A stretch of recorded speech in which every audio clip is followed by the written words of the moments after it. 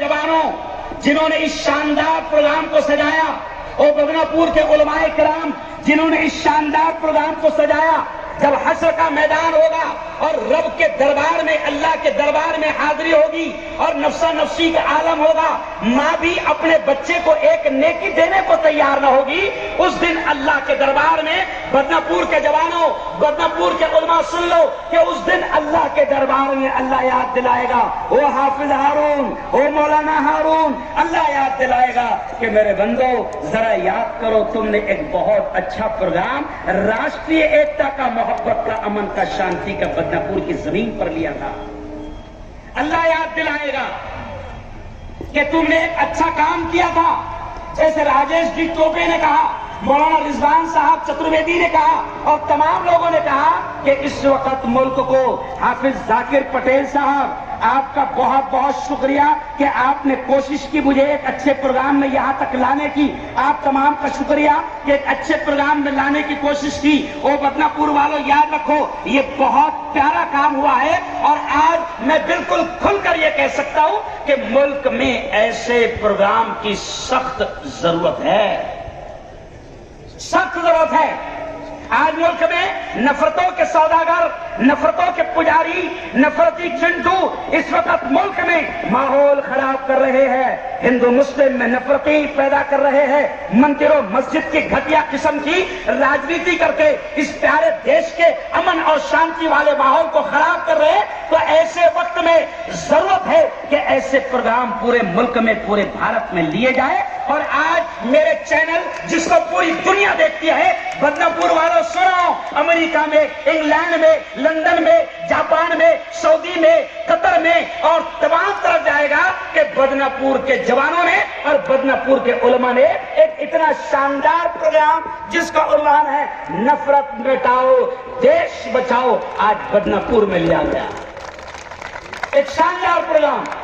और मैं समझता हूं कि ये भी इबादत है साहेब, ये भी इबादत है कि आज के जमाने में नफरतों को खत्म किया जाए, क्योंकि नफरतें बढ़ रही है, दुश्मनियां बढ़ रही है। हालांकि खुदा ने हमको, जैसे राजेश जी ने कहा ना, खुदा ने हमको कोरोना के जरिए से समझाने की कोशिश की, मगर बावले फिर भी नहीं समझे।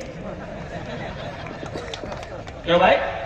खुदा ने हमको, भगवान साहब कि खुदा ने हमको समझाया कि देख मैं कोरोना भेज रहा हूं, तेरी बीवी भी तुझे खाना नहीं खिलाएगी, तेरी बेटी भी तुझे खाना नहीं खिलाएगी। सब एक दूसरे से भाग रहे थे, खुदा ने कोरोना भेजकर एक दूसरे को करीब करने का काम किया।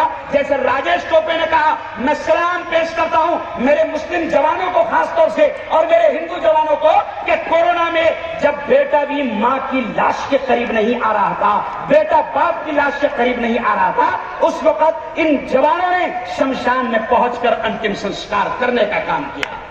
जोरदार तालियां आप एक बार बजा दें। आज देश को जरूरत है सर इन तमाम चीजों की।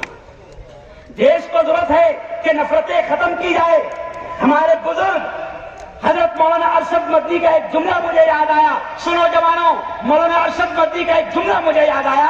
वो कहते हैं कि आग को जुमला सुनो, वो कहते हैं कि आग को आग से नहीं बुझाया जा सकता, आग को बुझाने के लिए पानी की जरूरत है। तो इस वक्त देश में नफरतों के पुजारियों ने, नफरतों के सौदागरों ने नफरतों की आग लगा दी है।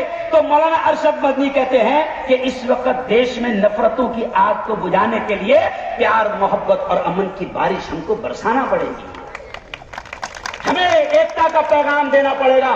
ये बड़ा प्यारा देश है साहेब।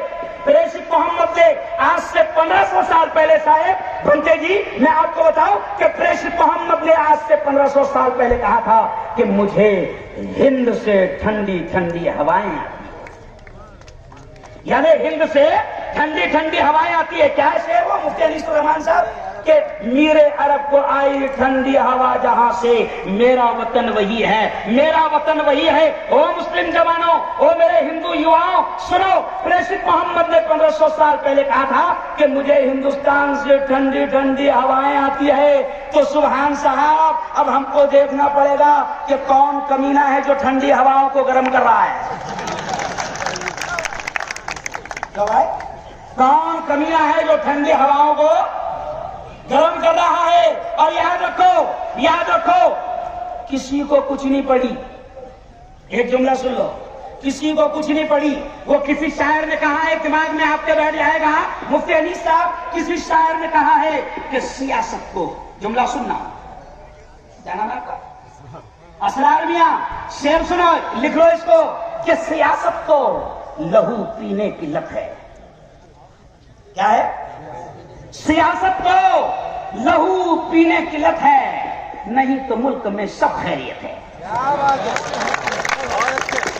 سیاست کو لہو پینے کی لت ہے, نہیں تو ملک میں سب, ارے بولو, خیریت ہے.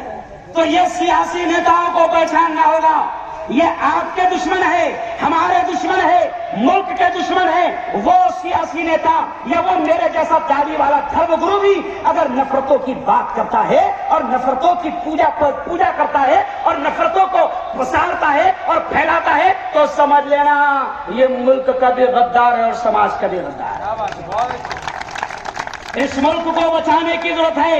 اس لیے میں آخری باتیں سمیٹتے ہوئے, کیونکہ میں نے سب کی باتیں سنا اور بھی کچھ اچھے لوگ ہمارے پروکتا باقی ہے, اس لیے میں زیادہ دیر نہیں لوں گا. میں اپنی باتوں کو سمیٹتے کہوں گا کہ جوانوں پہچانو زہریلا سانپ کون ہے. دیکھو مثال کے طور پر یہ جو دکان ہے سامنے, پیچھے مت دیکھو, یہ پیچھے دیکھنے کی وجہ سے مار کھا رہے. مان لو ایک دکان ہے اور دکان میں زہریلا سانپ گھس گیا. غور سے سننا, دکان میں زہریلا سانپ گھس گیا.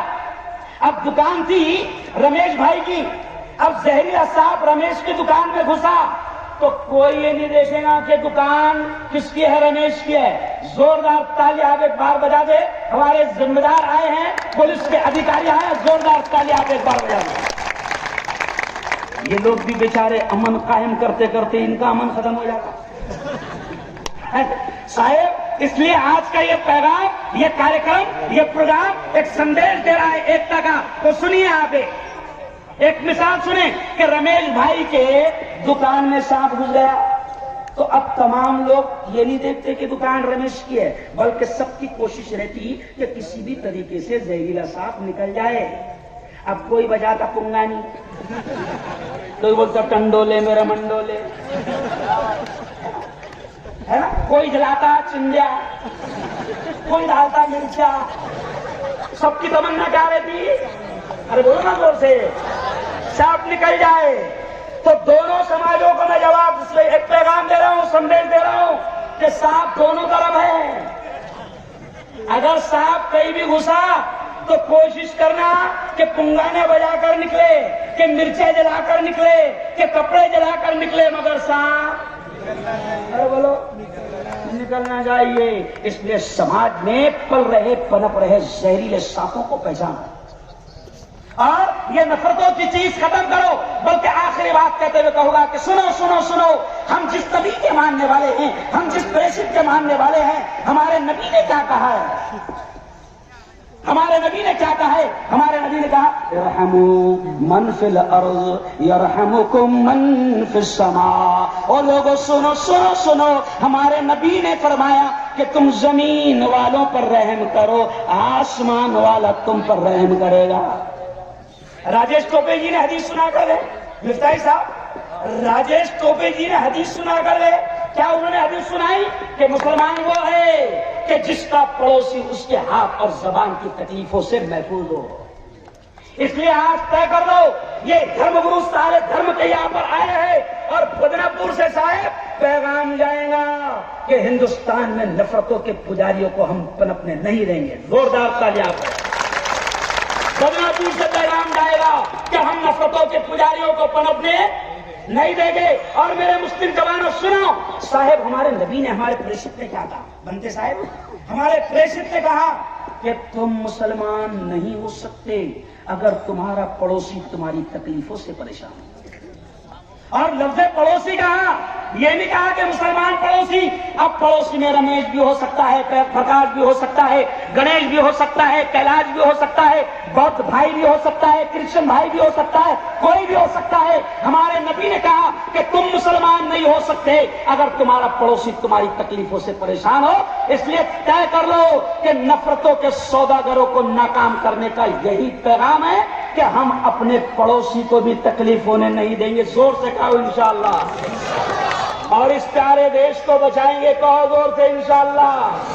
کسی نے اس لیے بات ختم کرتے ہوئے کہوں گا کہ صاحب کبھی اقبال نے کہا تھا، کبھی اقبال نے اس پیارے دیش کے بارے میں جیسے ہمارے پریشد نے کہا تھا کہ مجھے ہند سے ٹھنڈی ٹھنڈی ہوائیں آتی ہے، تو کبھی اقبال نے کہا تھا کروڑوں موبائل میں وہ رنگ ٹون بجتی ہے، سارے جہاں سے اچھا ہندوستان ہمارا ہمارا، سارے جہاں سے اچھا ہم بلبلے ہیں اس کی، یہ گلشتہ ہمارا ہمارا، بولو سارے جہاں سے اچھا مذہب نہیں سکھاتا آپس میں بیر رکھنا، مذہب نہیں سکھاتا